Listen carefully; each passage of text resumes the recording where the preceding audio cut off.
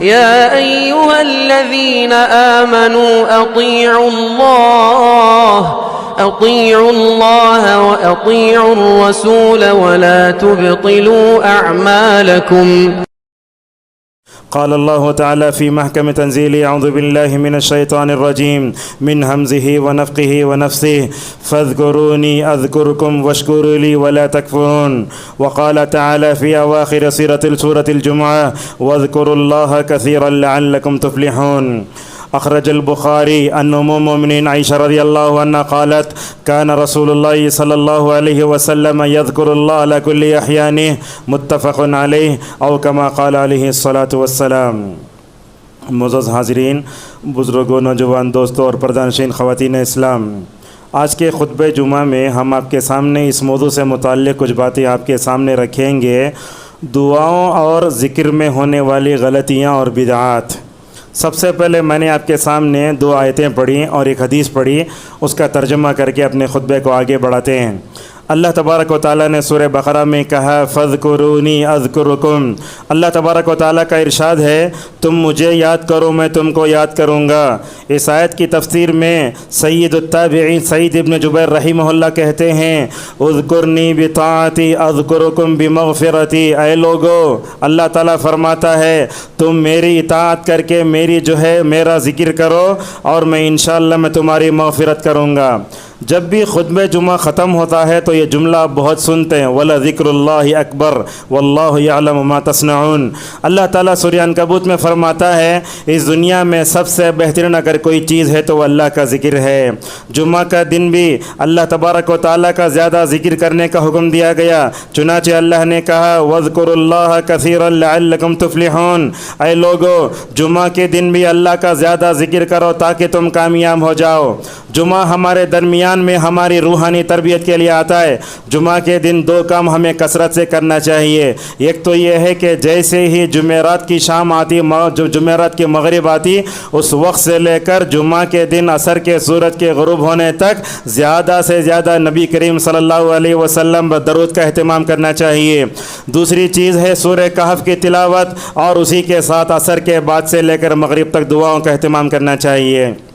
معزز حاضرین، ہمارا مقصد زندگی اللہ کی عبادت ہے، جیسا کہ اللہ تعالیٰ سورہ بقرہ میں فرماتا ہے: یا ایھا الناس اعبدوا ربکم الذی خلقکم۔ یاد رکھو، یہ قرآن صرف مسلمانوں کا نہیں بلکہ سارے انسانوں کا ہے۔ اس لیے جب قرآن شروع ہوا تو سب سے پہلے یا ایھا الذین آمنوا نہیں آیا، یا ایھا الناس کہا۔ اے لوگو، تم اس رب کی عبادت کرو جس نے تم کو پیدا کیا ہے۔ ایک مومن اور کافر کی زندگی میں بہت فرق ہوتا ہے۔ ایک کافر کیا کرتا ہے؟ وہ جانور کی طرح زندگی گزارتا ہے۔ ایک مومن کی جو زندگی ہوتی ہے صبح شام ہوتی ہے، اذکار سے، ادعیہ سے، وظائف سے ماشاءاللہ مکمل اور بھری ہوئی ہوتی ہے۔ میں سمجھتا ہوں اس دنیا میں سب سے زیادہ اللہ کا ذکر کرنے والے انبیاء علیہم الصلاۃ والسلام تھے، جیسا کہ اللہ تبارک و تعالیٰ سورہ انبیاء میں کئی نبیوں کا تذکرہ کرنے کے بعد فرماتا ہے: انہم کانوا یسارعون فی الخیرات وَيَدْعُونَنَا رَغَبًا وَرَهَبًا۔ اور اللہ تعالیٰ نے قرآن کریم میں نبیوں کی دعاؤں کو ناقابل کیا۔ حضرت آدم نے کیسے دعا کی، حضرت نوح نے کیسے دعا کی، اور سب سے زیادہ جس نبی کی قرآن میں دعا آئی ہے وہ حضرت ابراہیم علیہ السلام ہیں۔ ایک عالم دین ہیں عرب کے، عبدالرزاق البدر حفظہ اللہ، انہوں نے تو ایسی کتاب لکھی ہے دعاؤں سے متعلق، کتاب کا نام ہے فقہ الادعیہ والاذکار۔ قرآن میں جتنی دعائیں وہ آئیں وہ اور نبی کی جتنی دعائیں ماشاءاللہ سب کی تشریح کر دی۔ اس کتاب کو پڑھنا بھی چاہیے اور اس کتاب کا مکمل طور پر اس سے فائدہ بھی اٹھانا چاہیے۔ اللہ تعالیٰ نے نبیوں کی دعاؤں کو نقل کر کے ہمارے پاس بتایا، جیسے یہ انبیاء دعا سے کیا نہیں ہوئے، بے نیاز نہیں ہو سکتے، اسی طریقے سے تم بھی دعاؤں سے بے نیاز نہیں ہو سکتے۔ اور ایک بات بھی سنیے، نبی کی زندگی ہمارے لیے نمونہ ہے۔ اللہ نے کہا: لقد کان لکم فی رسول اللہ اسوۃ حسنہ، یعنی نبی کی زندگی ہمارے لیے نمونہ ہے۔ لہٰذا رسول اللہ صلی اللہ علیہ وسلم مختلف مناسبتوں سے مختلف موقعوں پر جو دعائیں پڑھتے تھے ان دعاؤں کو بھی مکمل طور پر ہمیں سمجھنا چاہیے۔ اور یاد رکھو، وہ دعا اللہ کے نبی نے جس وقت پر پڑھی ویسے ہی پڑھنا چاہیے۔ آج ہم دیکھتے ہیں جیسے زندگی کے مختلف پہلوؤں میں غلطی اور بے اعتدالی ہوتی ہے، اسی طریقے سے ہم دعاؤں میں غلطی کرتے ہیں۔ ایک واقعہ آپ کو سناتے ہیں، بخاری مسلم میں حضرت براء ابن عازب رضی اللہ عنہ کی روایت آتی ہے، اللہ کے نبی صلی اللہ علیہ وسلم نے ان سے کیا کہا؟ اذا اخذت مضجعك فتوضا وضوءك للصلاة ثم استجع على شقك الایمن ثم قل۔ آپ صلی اللہ علیہ وسلم نے ان کو سینے کے سونے کے 3 آداب بتائے۔ آپ نے سب سے پہلے کہا جب تم اپنے آرام گاہ کو جاؤ، خواب گاہ کو، اپنے سونے کی جگہ جاؤ تو سب سے پہلے وضو کرو۔ یہ سنت ہم سے چھوٹ رہی ہے، وضو سے پہلے چھونے سے پہلے ہم وضو نہیں کرتے۔ دوسری بات یہ ہے جب تم سونے لگو تو اپنے دائیں ہاتھ کو جو ہے ایسے جو ہے یہ رخسار کے نیچے رکھو۔ پھر آپ صلی اللہ علیہ وسلم نے ان کو دعا سکھائی۔ جب دعا سکھائی تو اللہ کے نبی صلی اللہ علیہ وسلم دعا پوری پڑھ چکے، تو دعا جب پڑھ چکے تو حضرت براء ابن عازب سے اللہ کے نبی صلی اللہ علیہ وسلم نے کہا وہ دعا سناؤ۔ وہ دعا سننا نہیں لگے۔ جب کہتے ہیں براء ابن عازب رضی اللہ عنہ، میں دعا سناتا ان الفاظ پہ آیا آمنت بنبیک الذی ارسلت، لفظ رسول کی جگہ نبی بولے براء ابن عازب رضی اللہ عنہ۔ تو آپ صلی اللہ علیہ وسلم نے کہا اے براء، میں نے تم کو جیسے الفاظ بتائے ویسے ہی پڑھو، تم نے رسول کی جگہ جو نبی پڑھانا یہ دعا کی غلطی ہے۔ اس حدیث کی تشریح میں علماء کہتے ہیں اللہ کے نبی صلی اللہ علیہ وسلم جو دعائیں سکھاتے تھے اپنے سے نہیں سکھاتے تھے، جتنی دعائیں آپ نے سکھائی ماشاءاللہ آسمان سے آئیں۔ جب آسمان سے آنے والی قرآن میں جب تحریف نہیں ہو سکتی، تبدیلی نہیں ہو سکتی، اسی طریقے سے اللہ کے نبی صلی اللہ علیہ وسلم نے جو دعائیں بتائیں ان دعاؤں میں ہمیں مکمل طور پر رد و بدل نہیں کرنا چاہیے۔ علامہ البانی رحمہ اللہ کہتے ہیں دعا کے الفاظ میں رد و بدل کرنا یہ رسول اکرم صلی اللہ علیہ وسلم کی خلاف ورزی ہے۔ میں آپ کو اس وقت 1-2-3 مثالیں دیتا ہوں، غور سے سنیے۔ مسند احمد کی روایت آتی ہے حضرت سعد بن ابی وقاص رضی اللہ عنہ یہ 10 مبشرہ میں سے ہیں، انہوں نے ایک آدمی کو ایسے دیکھا لبیک اللہم لبیک ایسے پڑھتے نا ہم تلبیہ، وہ آدمی کیا کرنے لگا لبیک ذل معارج ایسے اس نے تلبیہ پڑھنا شروع کیا۔ حضرت سعد بن ابی وقاص رضی اللہ عنہ نے کہا اے آدمی میں نے تو رسول اللہ کو ایسے تلبیہ پڑھتے ہوئے نہیں دیکھا، میں نے تو دیکھا لبیک اللہم لبیک کہ کیسے پڑھتے ہو۔ اس طریقے سے ہم دیکھتے ہیں لوگ حج کو بھی جاتے ہیں، وہاں بھی دعاؤں کے الفاظ میں رد و بدل کرتے ہیں۔ رکن یمانی سے لے کر طواف رکن یمانی سے لے کر حجر اسود تک آنے کے دوران ربنا آتنا پڑھنا چاہیے، مگر ہم دیکھتے ہیں حجاج کو ربنا آتنا فی الدنیا حسنۃ وفی الآخرۃ حسنۃ وقنا عذاب النار، یا عزیز یا غفار یا رب العالمین، اس طرح کا اضافہ صحیح نہیں ہے۔ اور اس سے دوسری مثال دیکھو، علامہ البانی ذکر کرتے ہیں ابن عمر رضی اللہ عنہما نے ایک آدمی کو دیکھا، وہ آدمی چھینکنے کے بعد ایسے کہہ رہا ہے الحمدللہ والصلاۃ والسلام علی رسول اللہ، ایسا نہیں ہے۔ حضرت عبداللہ ابن عمر رضی اللہ عنہما نے اس آدمی سے کہا دیکھو اللہ کے نبی نے تو ہم کو چھینکنے کے بعد الحمدللہ یا الحمدللہ رب العالمین جیسے الفاظ بتائے، تم یہ کہاں سے سیکھے ہو؟ کہنے لگے اللہ کے نبی صلی اللہ علیہ وسلم نے ہم کو ایسے نہیں سکھایا ہے۔ علامہ البانی رحمہ اللہ ان دونوں مثالوں کو ذکر کرنے کے بعد کہتے ہیں آج ہماری عبادتوں کے اذکار اور دعاؤں میں زیادتی بھی ہوتی ہے، حذف بھی ہوتا ہے، اضافہ بھی ہوتا ہے۔ آپ دیکھتے ہیں ہمارے پاس دعا ہوتی ہے اللہم انت السلام ومنک السلام تبارکت یا ذا الجلال والاکرام، اتنی روایت تو ہے، لوگ بنا کے پڑھتے ہیں اللہم انت السلام ومنک السلام حینا ربنا بالسلام وادخلنا الجنت دار السلام تبارکت یا ذا الجلال والاکرام۔ تو اس طریقے سے دعاؤں کے الفاظ میں حذف و اضافہ کرنا صحیح نہیں ہے۔ اور ایک چیز دیکھو، امام طحاوی رحمہ اللہ نے اپنی کتاب شرح معانی الاثر میں ذکر کیا ہے، دیکھو التحیات ہم پڑھتے نا التحیات للہ والصلاۃ، اس میں لفظ آتا السلام علیک ایھا النبی ورحمۃ اللہ وبرکاتہ۔ تو ابن مسعود رضی اللہ عنہ نے ایک آدمی کو تشہد سکھایا، حرف بحرف سکھایا، جب وہ جو ہے تشہد کے الفاظ میں ہیرا پھیری کرنے لگا تو حضرت ابن مسعود رضی اللہ عنہ نے کہا جیسے میں نے تم کو سکھایا ہے ویسے ہی پڑھو، اس لیے کہ رسول اکرم صلی اللہ علیہ وسلم نے ہمیں ماشاءاللہ ایسے ہی جو ہے یاد کرایا ہے۔ اللہ جزائے خیر دے محدثین کو، صحابہ کرام کو، سب سے بڑا احسان ہمارے اوپر صحابہ کرام کا ہے۔ اگر یہ صحابہ کرام نہ ہوتے میں سمجھتا ہوں یہ دعائیں ہم تک نہیں پہنچتی۔ کیسا تذکرہ فرمایا جو ہے صحابہ کرام نے، رسول اکرم صلی اللہ علیہ وسلم کس کس موقع پر کیا کیا دعا پڑھتے تھے ماشاءاللہ سب جو ہے صحابہ کرام جانتے تھے۔ محدثین نے بھی ماشاءاللہ اپنی کتابوں کتابوں میں مکمل طور پر اس کا تذکرہ فرمایا۔ آپ دیکھیے بخاری میں، مسلم میں، ابو داؤد وغیرہ میں کتاب الدعوات نام کا ایک باب آتا ہے۔ اس میں کیا کرتے ہیں، جہاں جہاں جس موقع سے جو دعا پڑھنا چاہتا ہے ماشاءاللہ ان دعاؤں کو ذکر کرتے ہیں۔ اللہ جزائے خیر دے، نووی رحمہ اللہ کا کتاب لکھے، وہ کتاب کا نام ہے الاذکار۔ اتنی بہترین کتاب، لوگ تو بولتے تھے بیع الدار واشتری الاذکار، گھر بیچو وہ کتاب خرید لو، اللہ اکبر۔ اور اسی طریقے سے ہم دیکھتے ہیں ابن تیمیہ، ابن القیم رحمہ اللہ نے بھی الکلیم الطیب کے نام سے کتاب لکھی۔ اور آپ کے سامنے ایک ایسی کتاب کا ذکر کرنا چاہتا ہوں، میں سمجھتا ہوں ہر مسلمان گھر میں دعاؤں کی کتاب ہونا چاہیے۔ اس کتاب کا نام ہے حصن المسلم۔ یاد رکھیے اس کتاب کو جو ہے دنیا کی 40-50 زبانوں میں ترجمہ ہوا ہے۔ پتہ نہیں لکھنے والے نے کیا نیک نیتیں سے کتاب لکھی، اب تک 20 کروڑ نسخے اس کتاب کے چھپ چکے ہیں، اللہ اکبر، بہت بڑی بات ہے۔ تو یہ کتاب جو ہے سعید ابن وقف القحطانی کی ہے۔ یہ کتاب ہم میں سے ہر ایک کے گھر میں ہونا چاہیے۔ معزز حاضرین، آئیے اب ہم آپ کے سامنے بتاتے ہیں کہ ہمارے دعاؤں میں، اذکار میں، ادعیہ میں، وظائف میں کہاں کہاں غلطی ہوتی ہے۔ یہ بات یاد رکھیے، بندہ زمانہ نبوت سے جتنا قریب ہوتا غلطیاں کم ہوتی ہیں۔ صحابہ اکرام ایسے تھے، جب بھی دعا میں غلطیاں ہوتی ہیں ماشاءاللہ اس کی جو ہے اصلاح کرتے تھے۔ جیسے جیسے ہم دور ہوتے جا رہے ہمارے اندر دیکھتے ہیں دعاؤں میں ایکسٹرا فٹنگ، وہ دعائیں نہیں پڑھی جو اللہ کی نبی صلی اللہ علیہ وسلم پڑھ رہے ہیں۔ تو اس طریقے سے ہم آپ کو بتاتے ہیں دعا میں جو غلطیاں ہوتی ہیں، جو بدعت ہوتی ہیں، سب سے پہلے نبی کی دعا میں حذف کرنا۔ اللہ کے نبی جو دعا پڑھتے تھے وہ مکمل پڑھو، تو دعا میں حذف نہیں کرنا چاہیے۔ اور بعض لوگوں کو ہم دیکھتے ہیں دعاؤں میں اضافہ کرتے ہیں، جیسے میں نے آپ کے سامنے بتایا اللہم انت السلام و منک السلام و الیک یرجع السلام۔ بلکہ علامہ البانی رحمہ اللہ تو ایک جگہ کہتے ہیں کھانے سے پہلے بسم اللہ ہی پڑھنا چاہیے، بسم اللہ الرحمن الرحیم بھی نہیں پڑھنا چاہیے۔ بسم اللہ کب پڑھنا؟ جب قرآن کی کوئی صورت ہو تو پڑھنا۔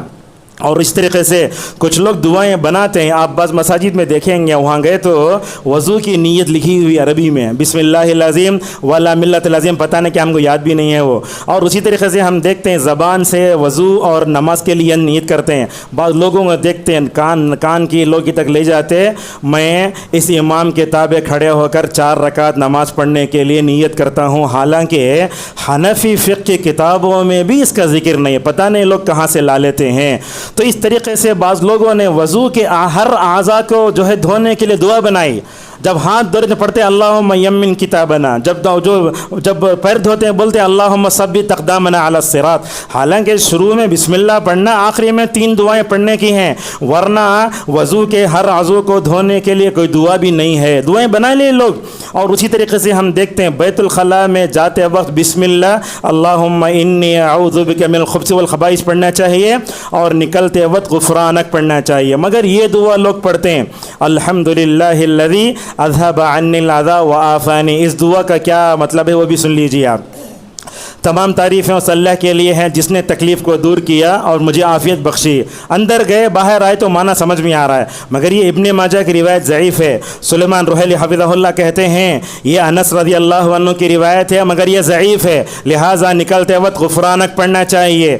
ایک آدمی کبھی کبھی پڑھ لیا الحمدللہ الذی اذهب، وہ کبھی پڑھ لیا الگ ہے، لیکن ہمیشہ اس کو ایک دعا سمجھ کے، نبوی دعا سمجھ کے التزام کرنا، اور جو ہے بغیر دلیل کے پڑھنا یہ بدعت تک جا سکتا ہے۔ بلکہ دیکھتے ہیں بعض مساجد کے مکتب فکر میں جاتے وقت اللہم انی اعوذ بک، اور واپس آتے ہوئے اللہم الذی اذهب عنا دعا لکھی رہتی ہے۔ تو اس طریقے سے کسی بھی دعا کو کسی خاص طور پہ پڑھنا صحیح نہیں ہے۔ میرے پاس وقت کم ہے، مواد زیادہ آپ کو بات بتاتا ہوں۔ آج کل تو لوگ ایسے ایسے نسخے بتاتے ہیں جس کا سلف سے کوئی ثبوت ہی نہیں ہے۔ بعض لوگ بولتے ہیں اگر وہ رشتہ نہیں آیا تو ربنا انک جامع الناس لیوم لا ریب فیہ، وہ آیت پر تو رشتہ آ جاتا ہے، نہ پتہ نہیں کہاں کہاں سے لا لیتے ہیں۔ اور اسی طریقے سے ہمارے معاشرے میں یہ دعاؤں کی غلطیاں جو پھیلتی ہیں، دعا میں بدعت آتے، اس کے اسباب کیا ہیں دیکھو۔ اس کے اسباب ہماری مساجد میں چلائے جانے والے مکاتب، مکتب میں پڑھانے والے استاد کو نہیں معلوم کون سی حدیث سے صحیح کون سی ضعیف، وہاں بتایا جاتا ہے بسم اللہ پڑھو، فلاں پڑھو، فلاں پڑھو۔ اور اسی طریقے سے ہمارے مساجد میں بھی دروس میں، اور سب سے بڑھ کے دعاؤں کی غلطیاں اور بدعت پیدا ہونے کے اسباب میں یہ سوشل میڈیا پر آنے والے بدعتی علماء کیسے کالی کالی پگڑی باندھ لیتے، ہاتھ میں پین لے لیتے، بولو بہن تمہارا کیا سوال ہے، انہیں سوال بولتا انہیں جواب دیتے، یہ وظیفہ کرو، یہ وظیفہ کرو، شروع میں 11 مرتبہ درود پڑھو، آخر میں 11 مرتبہ درود پڑھو۔ پڑھو. اس طرح کے جعلی وظیفے بہت آتے ہیں اور ان سب سے یہاں خواتین بھی ہیں. یہ ہمارے بچے دعاؤں میں غلطیاں کہاں کرتے بولے تو وہ عورتیں کرتی ہیں. اب مثال کے طور پر لوگ ملاقات کی بھی دعا کرتے ہیں یغفر اللہ لنا ولکم، حالانکہ وہ دعا ثابت نہیں ہے. بعض عورتوں کو ہم نے پڑھتے ہوئے دیکھا یغفر اللہ لنا ولکم. اس طریقے سے خواتین بھی اپنے بچوں میں دعاؤں کی غلطیاں پھیلاتی ہیں. اور اسی طریقے سے آج دیکھتے ہیں بیعت کے نام پر پیر مریدی کا سلسلہ بھی بہت گرم ہے. پیر جو بولتا وہ سنتے ہیں. ہفتے میں ایک مرتبہ ان کی مجلس جمع ہوتی ہے، انہیں بولتا ہو 1000 مرتبہ بولو. وہ لوگ کہیں بیٹھ جاتے ڈلتے ڈلتے ہو بولتے. اور یہ صوفیوں میں تو اللہ کے ذکر کے نام پر اتنی بدعتیں ہیں، میں سمجھتا ہوں غیر مسلم ان سے بہتر ہیں. ہو بولتے رہتا، ناچتے رہتا. ایک ایسا وقت بھی آتا کہتے اللہ تعالیٰ اس کی جسم میں آ جاتا، انہیں جو ہے اس کے جسم میں جا کے فنا ہو جاتا، ناچنا شروع کرتا میرے جسم میں اللہ کا ہے، میرے جسم میں اللہ کا ہے. اس طریقے سے بہت چیزیں ہم دیکھتے ہیں. لہٰذا یہ مطلب سلسلے میں جو اذکار اور بدعتیں جو آتی ہیں، حرکت دینا، ناچنا، یہ سب کرنا میں سمجھتا ہوں غلط ہے. صوفیہ نے بھی بہت غلط کیا. یہ لوگ نماز نہیں پڑھتے، جمعہ کو دیکھیں گے آپ، جمعہ بھی نہیں پڑھتے. 4 ایک ہاتھ میں 4 انگوٹھیاں، بڑے بڑے بالا، جو ہے وہ گانجا پیتا اور جو حرام کام سب کرتے رہتا. کیا وہ دل کی نماز پڑھتا؟ دل کی نماز کہیں بھی نہیں ہے. اللہ نے کہا وَاعْبُدْ رَبَّكَ حَتَّى يَأْتِيَكَ الْيَقِينُ. کیا مطلب؟ یقین کا مطلب موت ہے. دل کی نماز کہیں بھی نہیں ہے. اگر ویسا ہوتا تو رسول اکرم صلی اللہ علیہ وسلم کر سکتے تھے. اور دیکھتے ہیں اذان کے بعد نبی نے درود پڑھنے کا حکم دیا. ہماری بعض مسجدیں ایسی ہیں، مسجدوں کے میناروں سے اذان سے پہلے صلاۃ و سلام علیک یا رسول اللہ، اور اقامت سے پہلے بھی درود پڑھایا جا رہا. کہاں ثابت ہے یہ؟ یاد رکھو، آدمی درود کا اہتمام کر رہا ہے، اذکار پڑھ رہا ہے، سب کر رہا ہے، مگر اللہ کے قریب ہونے کے بجائے نعوذ باللہ وہ اللہ سے دور ہو جا رہا ہے. ابن تیمیہ رحمہ اللہ کہتے ہیں کسی بھی آدمی کے لیے جائز نہیں کہ وہ یہ کہے یہ دعا اتنے مرتبہ پڑھو، اتنے مرتبہ پڑھو. اللہ کے نبی نے جو بتایا وہ کیسا دیکھو. اللہ کے نبی نے بتایا وہ کیا کہا، وہ دعا ہے جب کسی کے پاس جاؤ تو اس کے مریض پر ہاتھ رکھ کر دعا پڑھو. وہ دعا 7 مرتبہ پڑھنا چاہیے. تو اس طریقے سے ہم اپنی طرف سے کوئی بھی چیز اضافہ نہیں کر سکتے. اگر بندہ اضافہ کرتا ہے تو بدعت میں شمار ہوگا. اسی طریقے سے اللہ کے نبی صلی اللہ علیہ وسلم نے جس موقع پر جتنا عمل کیا، ہم بعض مصلیوں کو دیکھتے ہیں نماز ہونے کے بعد اذکار پڑھنا ثابت ہے. اذکار پڑھنے کے بعد اس کو ہاتھوں میں پھونک کر اپنے جسم پر ملنا صحیح نہیں ہے. میں نے دیکھا ایک مرتبہ ایک مصلی کو، نوجوان بازو بیٹا ہے، نماز کے بعد خوب مل رہا ہے.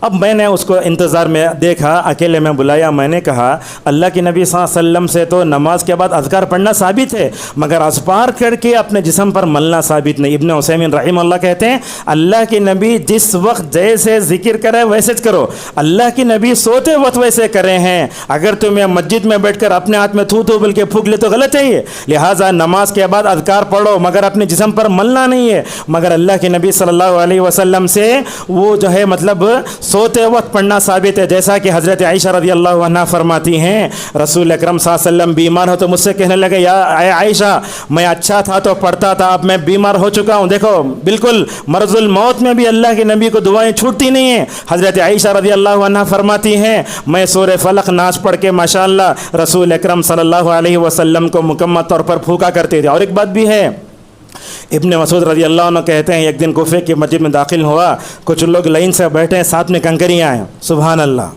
سبحان اللہ سبحان اللہ، کنکریاں پھینک رہے ہیں. ابن مسعود رضی اللہ عنہ داخل ہوئے، جا کے بولے ابھی اللہ کے نبی مرے نہیں، نبی کا جبہ بھی بوسیدہ نہیں ہوا، صحابہ زندہ ہیں، یہ ذکر کے نام پر بدعت ایجاد کر رہے ہو. جن کنکروں کو رکھ کر وہ اللہ اکبر بول رہے تھے وہ کنکر یہاں لے کر ان کو مار کے بھگا ڈالے. لہٰذا ہمارے معاشرے میں کچھ کتابیں ہیں جو ذکر کے نام پر غلط چیزیں پھیلاتے، اس میں ایک منزل بھی ہے اور پاکستانی پنسورا بھی ہے، دعائے گنج العرش بھی ہے. مجھے نام یہاں بول نہیں سکتا، جتنا میں نے لکھا اس کے آپ کے سامنے بتا رہا ہوں.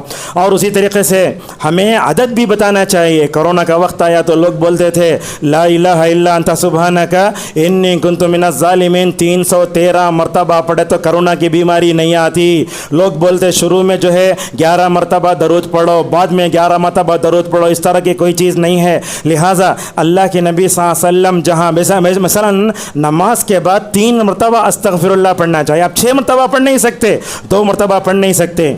اور اسی طریقے سے بعض لوگ بولتے ہیں الفاتحہ، نماز کے بعد بولتے، اور بعض لوگ بولتے ان اللہ و ملائکتہ، سب مل کے درود پڑھ لو۔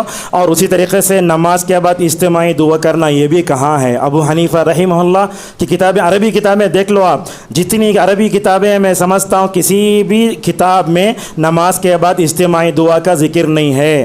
امام جو منگتا کیا وہ چیز مصلیوں کے لیے بھی ہونا شرط ہے کیا؟ یہ بھی اہم بات ہے۔ اور بعض لوگوں کو ہم دیکھتے ہیں نماز کے بعد فوراً دعا کرنا شروع کرتے، اور بعض لوگوں کو دیکھتے ہیں نماز کے فوراً جو ہے اٹھ کر سنت پڑھنا شروع کرتے ہیں، یہ بھی غلط ہے۔ نماز کے بعد بیٹھ کر وہیں کیا کرنا چاہیے؟ ہمیں مکمل طور پر خطبہ کیا کرنا چاہیے؟ وہ اللہ کے نبی صلی اللہ علیہ وسلم جو دعائیں پڑھتے تھے اس کا اہتمام کرنا۔ علامہ البانی رحمہ اللہ کتنی اچھی بات بتاتے ہیں، نماز کے بعد وہیں بیٹھ کر اذکار پڑھو، بہتر ہے۔ اگر آپ کو ارجنٹ جانا ہے تو کیا کرو، کم از کم جاتے ہوئے تو پڑھ لو۔ بعض لوگوں کو ہم دیکھتے ہیں نماز ہوتے ہی فوراً جیب سے موبائل اٹھاتے ہیں، یہ بات غلط ہے۔ آپ اللہ کے سامنے بیٹھے ہیں نا، اگر آپ دنیا کے کسی VIP کے سامنے کتنے ادب سے بیٹھتے، اللہ کے سامنے بیٹھنا ہو تو ادب سے بیٹھنا چاہیے۔ آج کے خطبے کا پیغام بتا کر اپنی بات کو ختم کرتے ہیں۔ سب سے پہلی بات یہ ہے، ہمیں اللہ تبارک و تعالیٰ نے ذکر کرنے کا حکم دیا، مگر وہ ذکر کیسے کرنا چاہیے؟ رسول اکرم صلی اللہ علیہ وسلم نے ہمیں سکھایا۔ بولتے علامہ البانی رحمہ اللہ، جہاں اللہ کے نبی رک جائے وہیں رک جاؤ، دلیل جو بتاتی ہے مکمل طور پر اس کا استعمال کرو۔ اگر کوئی آدمی یہ کہتا ہے ایسا کرے تو کیا ہوتا؟ یہ غلط ہے۔ جب اللہ کے نبی صلی اللہ علیہ وسلم پر ایمان لانے کا مطلب کیا ہوا؟ نبی جو بولے ہم وہ سنتے ہیں، لہٰذا نبی سے 1 انچ آگے بھی پیچھے نہیں ہٹ سکتے، آگے بھی نہیں جا سکتے۔ آج کی خطبے کا دوسرا پیغام یہ ہے، نفس کا تزکیہ کرنے میں دعاؤں کا بہت بڑا کردار ہے۔ جب ہم امت کے رویے کو دیکھتے ہیں تو معلوم ہوتا ہے امت بعض لوگ ایسے ہوتے ہیں دعائیں کوسی صحیح کوسی غلط فرقش نہیں کرتے۔ چاول کی دکان میں گئے تو پوچھتے یہ چاول کیسا، کتنا یہ گیدا ہو جاتا کیا، اپنی ساری چالاکی وہاں دکھاتے، مگر دعاؤں کے بارے میں یہ نہیں جانتے کہ کوسی دعا ہے، کوسی غلط ہے، کوسی بدعت ہے۔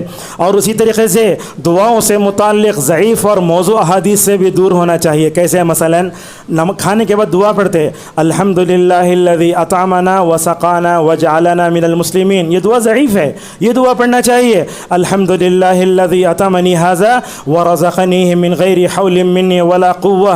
اور اسی طریقے سے ہمیں صوفیہ ذکر کے نام پر جو گمراہ ہوئے اس سے بھی دور رہنا چاہیے۔ ابن تیمیہ رحمہ اللہ ایک اہم بات بتاتے ہیں، ذکر کرنے کے اعتبار سے لوگوں کی 4 قسمیں ہیں۔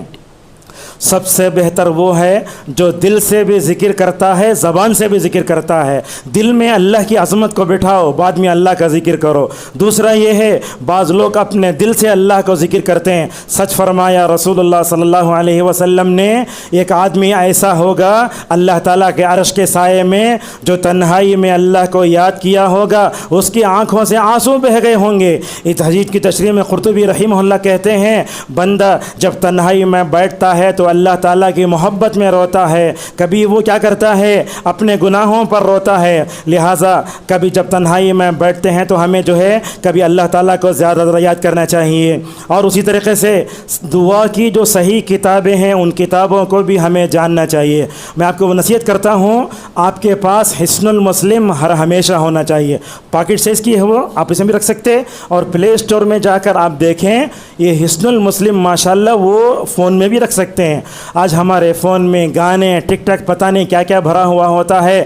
اللہ نے یہ سوشل میڈیا دیا ہے، اس کا صحیح استعمال کیجیے۔ اگر آپ کے پاس فون ہے اس فون میں حصن المسلم جیسی کتاب کو ڈاؤن لوڈ کر کے ہمیشہ رکھیے۔ ہم یہاں خواتین سے بھی گزارش کرتے ہیں کہ آپ صحیح دعا سیکھو، اپنی بچوں کو بھی صحیح دعا سکھاؤ۔ اسی بار اپنی خطبے کو ختم کرتے ہیں۔ اللہ تبارک و تعالیٰ سے ہماری دعا ہے اللہ تعالیٰ ہم سب کو جو بھی کہا گیا ہے اس پر عمل کرنے کی ہم سب کو توفیق عطا فرمائے۔ رسول اکرم صلی اللہ علیہ وسلم جو بھی دعائیں پڑھتے تھے مختلف موقعوں سے، اللہ تعالیٰ ہمیں اپنے زندگی میں ذکر و اذکار کا، وظائف کا اور جو ہے ادعیہ کا اہتمام کرنے کی توفیق عطا فرمائے۔ اللہ تعالیٰ ہم سب کو ذکر کے باب میں جو غلطیاں ہوتی ہیں ان غلطیوں سے بچنے کی توفیق عطا فرمائے۔